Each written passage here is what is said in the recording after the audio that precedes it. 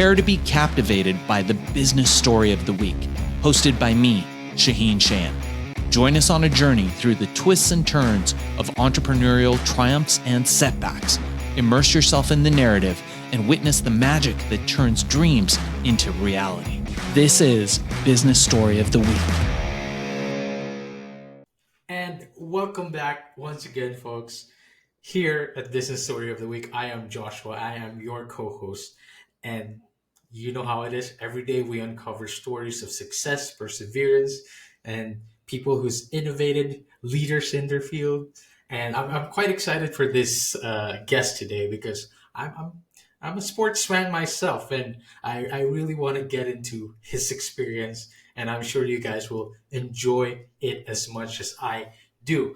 Bill Guertin is known in the sports business as the 800-pound gorilla of peak performance. He's an expert in sports sales and performance coaching and has revolutionized ticket sales departments for over 100 pro sports teams across North America. As the co-founder of ISBI 360, he's a pioneer in providing sales training, support, and sales talent recruitment worldwide. Bill captivates his audience with his keynote presentation called The 7 Voices in Your Head. Very interesting. We'll get into that. On peak performance and mental health. And also, he has the sales for non-sales people. Also, I would love to ask a little bit about that. Leveraging his unique sports industry insights to inspire and educate on sales and peak performance. Today, Bill is joining us to share his story, his insight. Bill, welcome to the show. How are you doing? Great, Joshua. Hey, thank you. I appreciate being invited to be a part of this and looking forward to our conversation. Fantastic. I'm quite excited as well. I always like to start this, like I always do, from the very beginning. Where did the journey begin? How did you get into sports? Were you an athlete before? What was the first sports that you played? And why are you the 800-pound gorilla? Well, slow down. We got to take one at a time there. Wow, I got all of it once. Sure. So let's begin. The gist of my existence was radio. Please. When I began. I really wanted to be the next hot top 40 DJ. And so at 16, I became the youngest licensed radio broadcaster in the state of Illinois. That was my passion. That was my mission. That's what I aimed to do. At 21, I figured out where the money was, and it wasn't on the air. It was in the sales department. And so I began a 25-year career of managing and selling radio advertising in several smaller markets around the Chicago area. And then about 2001, I saw the iPod. And granted, I worked for small market radio stations whose biggest claim to fame was that they were connected to those local people with news and information and music you could get at any time. And when Steve Jobs said you could put 1,000 songs in your pocket, I really felt as though there was no use for local radio anymore, and we ought to just pack it in. And I was wrong, but that really started me on a quest to find out what else was out there. Like everyone else that's been in a career for a lot of years, you think, gosh, are there any marketable skills that I have beyond what I'm doing right now? And by the way, for anybody that's listening out there, the answer is yes. Your skills, whatever industry you are in, is marketable to many, many industries. So don't feel as though you're boxed in simply because of the information that you've got within you and you think that it's only applicable to that industry. So I went ahead looking around, and I really liked sports like you, Joshua. I was a big fan. And so I began looking for opportunities to be able to crack into the sports market. I began speaking in places that needed customer service or team building or sales training, because that's what I had done as a radio sales manager. And then I found an opportunity to work with the Chicago Bulls. I started at the top, it seems. They were in need of a sales training resource at that time. And so I went ahead and put in my application to be a part of that. And interestingly, they looked at it and said, well, this would have been 2001. And it took a few years to get there. But indeed, Mhm. we actually made it there. And indeed, that is the group from my first class in Wow, look at that. 2004 of the Chicago Bulls. And so I'm very Oh, pleased to wow, what say a that this cool was, looking gang. yeah, how about that? So that was my very first group. And so I've been very privileged then to be a part of over 100 different groups just like this throughout North America.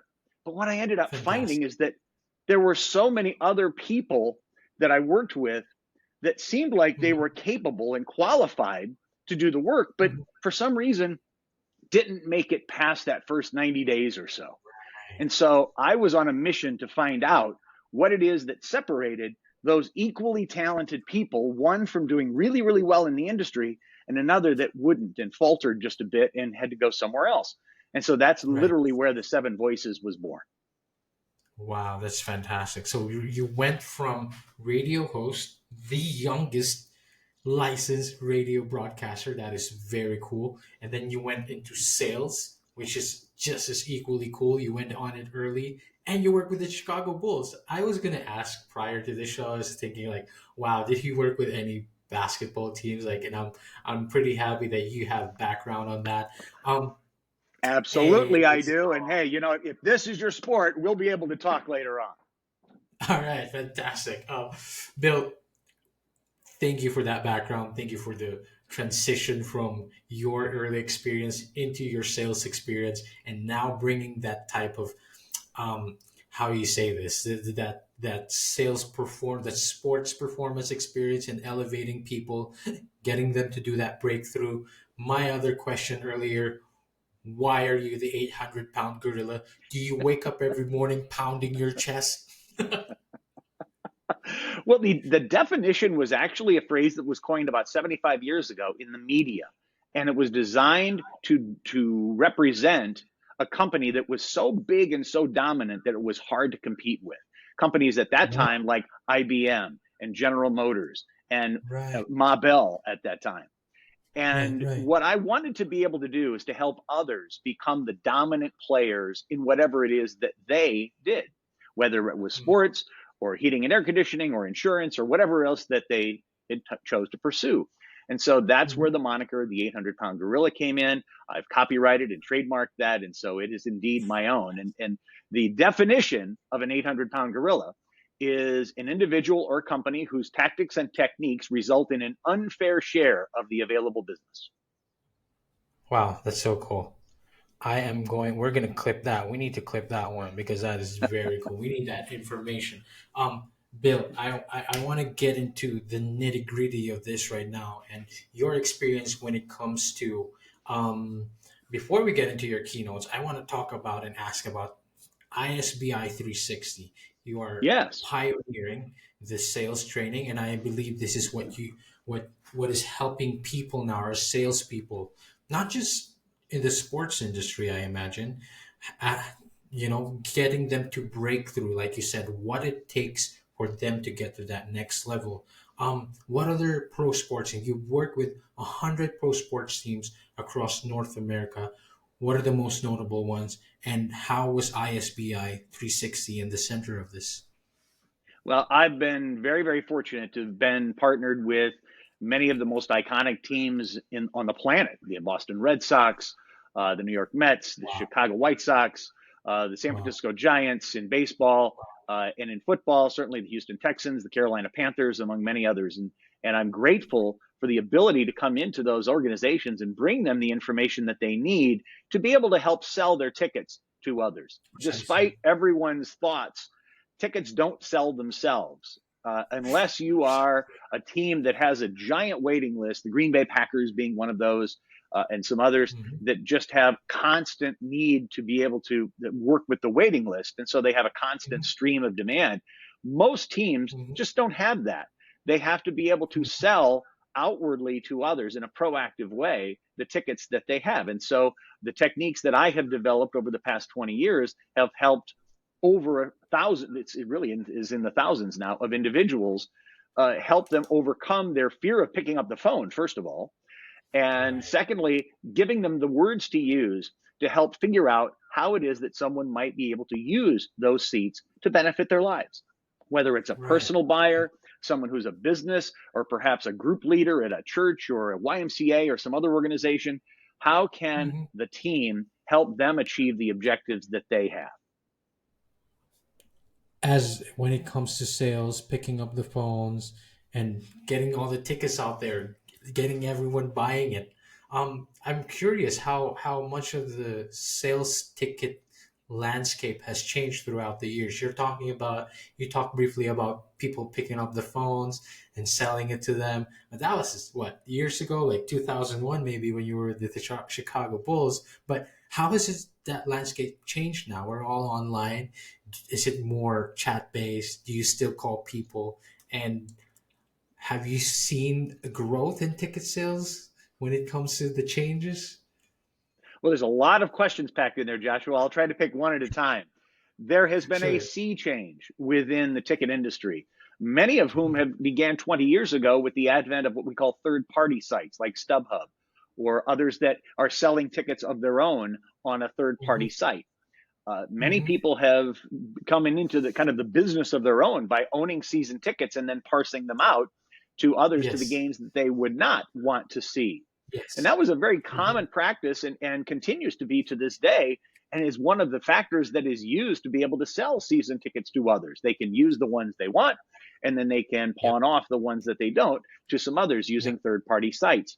Well, Mm-hmm. unfortunately, the secondary market, as that is called, has now almost become the primary market. People think first to go to sites like that instead of working with a team.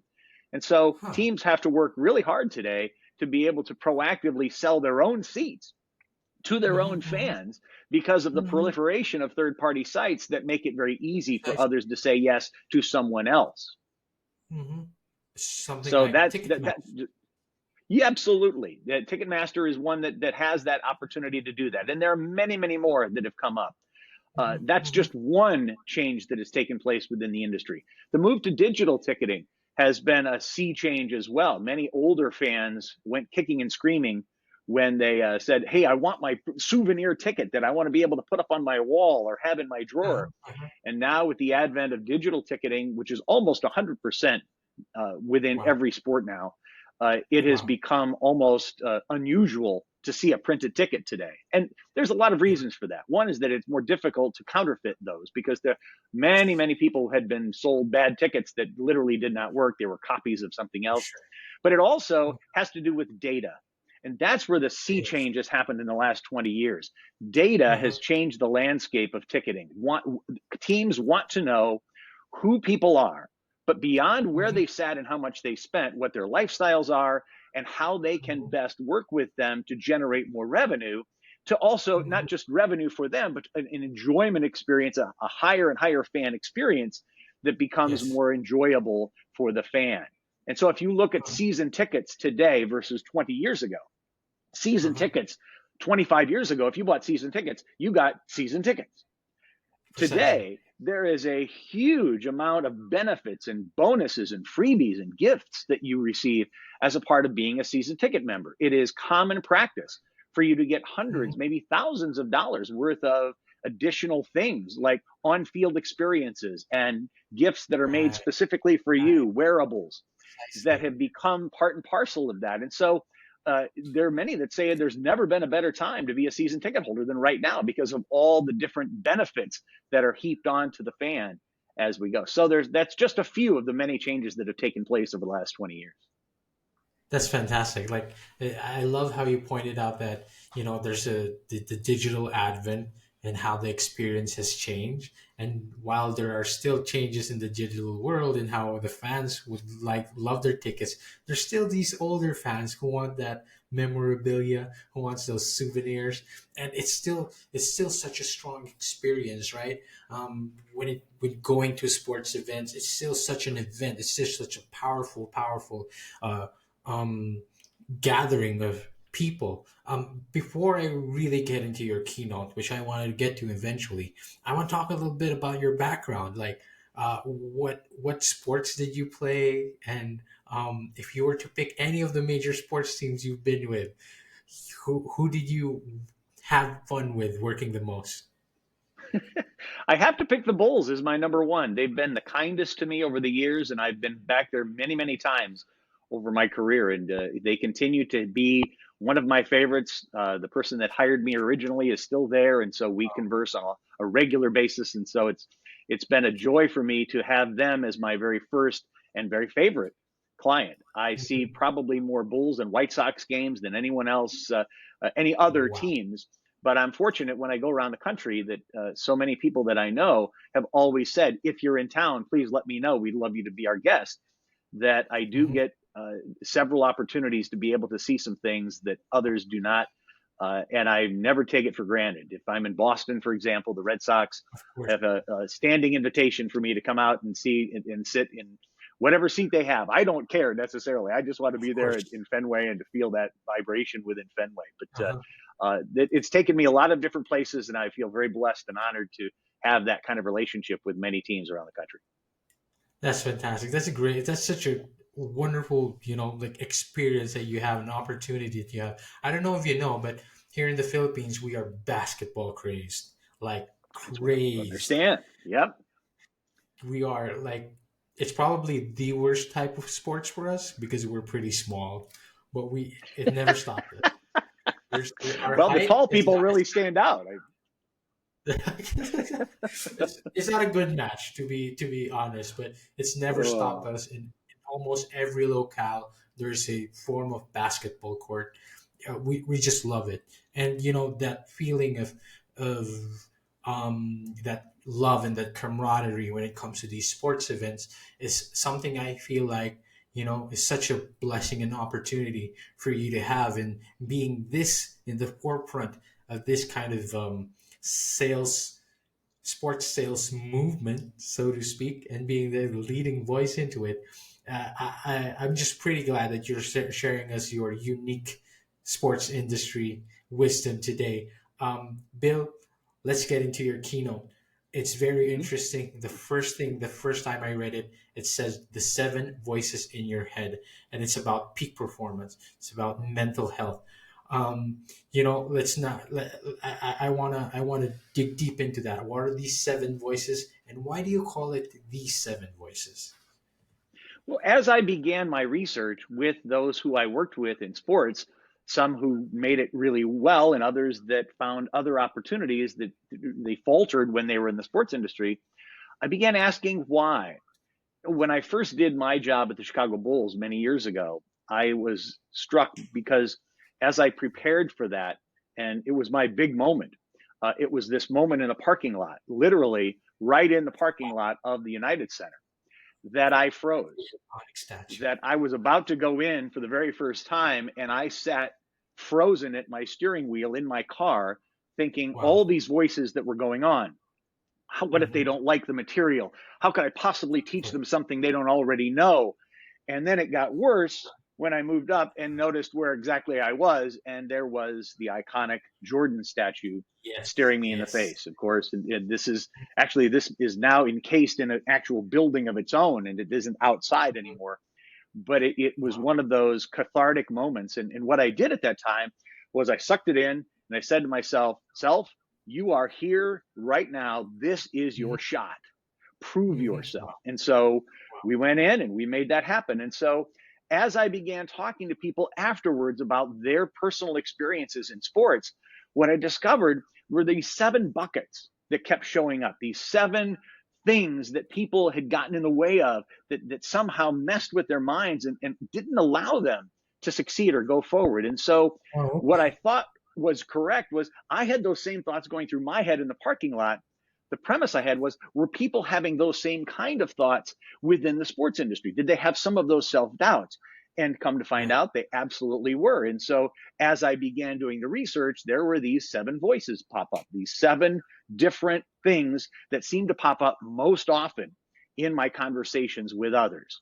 Uh, Wow. one of Okay. which one of which is it's the voice of comparison. And if you don't mind, I'll share with you a little bit of how that goes. Some people call them the terrible twos. Okay. Comparison.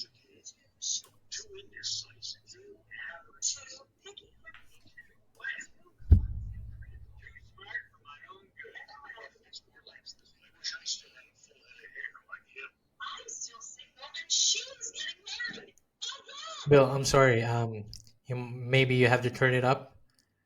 Oh, you did not have that audio. Indeed. My mistake. Essentially, the terrible twos were talking about the voice of comparison. Okay. The terrible And indeed, twos.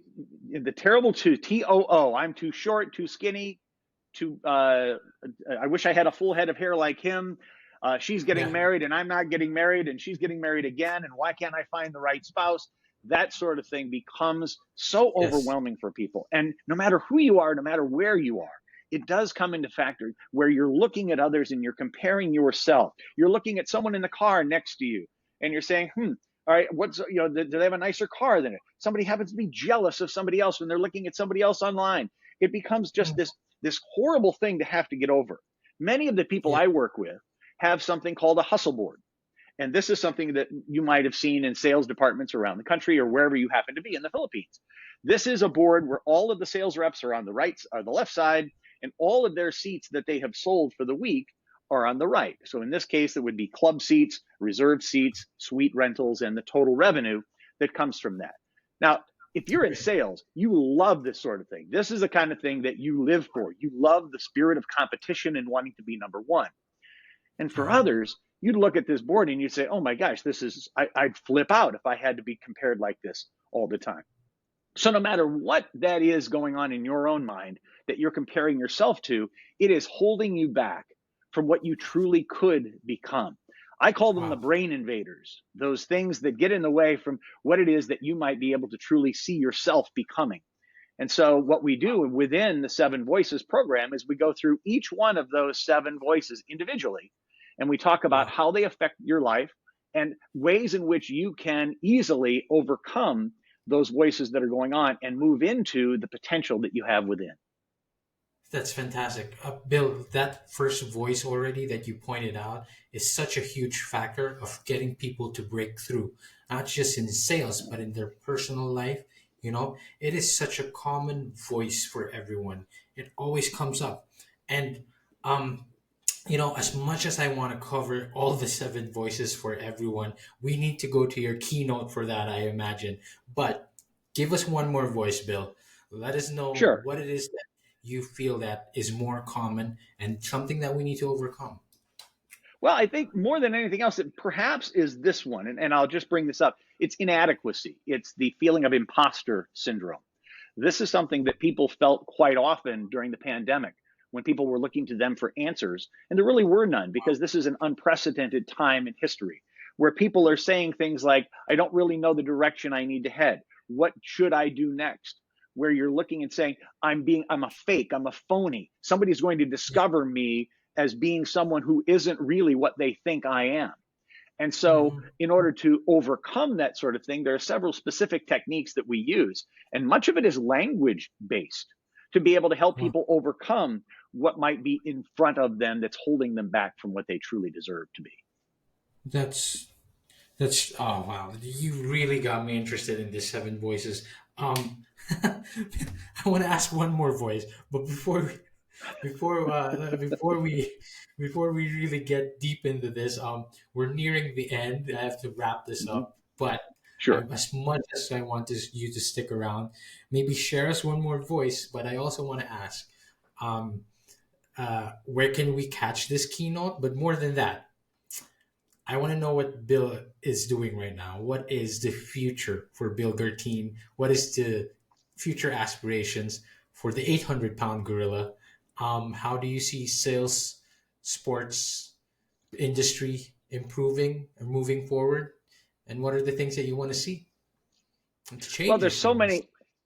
there are so many elements that I'm excited about, not only with the sports industry, but with the industries that hire speakers like myself. I think the Right. what's happened in live events is that after the pandemic, they have come roaring back. Travel Right. is up, conference numbers are up, and people want to gather with others once again. And I'm Yep. thrilled to be able to hear that on multiple occasions. And what in 2023, we had one of the biggest years ever in sports attendance figures, mainly Yeah. because Yep. everyone was just grateful to get back out and get back Yep. into those kinds of things that they are doing. And this is especially true in the younger demographic. What we're finding is that younger people in the US and in North America, at least, tend to be more focused on experiences than things. They will choose to Absolutely. buy themselves to trips and things that they would do, like hang gliding or windsurfing or whatever it is they would want to do, or baseball games, to be able to go to Yes. sporting events versus buying expensive things for themselves. And so that bodes well for the entertainment industry. And I think for those conferences that really sell themselves on the experience factor in coming to meet others and to get to know what's new in their industry. And so I'm very bullish on both speaking and on the sports industry. And I look forward to getting more of this Seven Voices message out to others, because it really isn't just a message of entertainment, because this voice certainly entertains. It is a message of healing in many ways, in helping others to fully realize what's inside them and to be able to bring that forth in a way that they may not have been able to do by themselves. Fantastic. That's such a great Bill, I take us home. Pick us into a home run. Share us one more voice out of that seven, and let the audiences know where we can find your keynote as well. I will do that. And it may be, I'll share this one because it may be the most maybe unknown voice that's Wow. in their heads, the voice of genetics.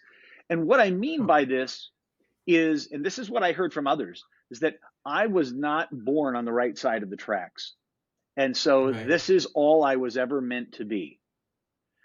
Nobody Wow. else went to school in my family. Nobody's done this. My dad's been this. I am destined to be this. Yeah. And that is such a debilitating way in which to think, because yes, your DNA is 23 chromosomes and everything's there, but your destiny does not have to conform to your DNA. And Yeah. that's the message that I have for most everyone. You can indeed transcend what you believe your background or your heritage or however you were born makes you Mhm. look or feel or act. You do not Of have to be the course. most talented person in the world to break free of whatever genetic field is holding you back. Wow. And isn't that so relevant to sports, right? Because Indeed. right, like everyone feels like, okay, I can't get into sports because these people are just so much more taller. They're so much more athletic. How can I ever compete with them, right? But it's overcoming that mindset as well is so important into thinking that I feel like it's overcoming that and start thinking that hard work beats talent at the end of the day. And it I love that. and it's the same. I feel like it's the same with genetics in that, okay, you may not be ahead of the curve a little bit, but we just need to get past that. We need to get past that mindset, and we need to you know overcome these things, these voices. And we only got to cover 3 out of 7 voices, Bill. Oh my goodness. But Bill, where where can we find you? Where can we hear this keynote? Is it online? And where else can we connect with you? Great. You're welcome to do the sevenvoices.com. It gives you a very good overview of what it is that you can expect as a conference planner or someone whose group is in need of work relative to helping them overcome who they truly are. And for leaders out there, I want to say this specifically. Leaders have a specific role and responsibility for the people that they serve to make sure that they are cognizant of whatever voices may be going on in your people's heads. And this is Right. particularly insightful for leaders who need to be able to identify those things that may be holding their own people back from what they can truly become. And so this becomes a very mingling kind of an opportunity for leaders and those they lead to be able to talk together about some things that may really help them break free of whatever limiting beliefs they have and become their true 100% selves. Fantastic. And who better? Who better to help you break through these barriers than the 800-pound gorilla himself, Bill Guertin? Bill, thank you so much for your time. For the audiences and listeners out there, do not miss those information and, of course, all the wisdom that we've had. Make sure to check out Bill's website. Where can we connect with you, Bill? Are you on Instagram? Are you on LinkedIn?